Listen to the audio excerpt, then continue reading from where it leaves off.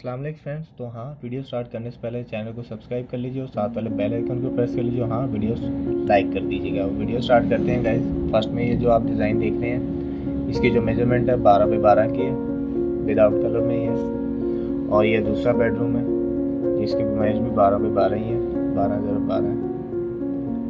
और उम्मीद करता हूँ ये डिज़ाइन आपको पसंद आएंगे। ये किचन है 9x10 का, इसमें बक्सा लगा के ऊपर सिर्फ पैलिंग लगाई हुई है और साथ में बॉर्डर लगाया हुआ है। ये साथ ही एक टीवी लॉन है जिसकी पैमाइश 12x16 है। ये ऊपर मम्टी टाइप है जिसकी पैमाइश हम ले सकते हैं 7x16। और ये साथ ही ऊपर हाल है, बिल्कुल सिंपल है। इसके साथ एक बेडरूम है, इसकी पैमाइश 12x14 है। उम्मीद करता हूँ ये डिज़ाइन आपको पसंद है। डिज़ाइन पसंद है वीडियो को लाइक कीजिए, शेयर कीजिए। मैं चलता हूँ, इंशाल्लाह मिलेंगे नेक्स्ट वीडियो में। तब तक के लिए अल्लाह हाफिज़।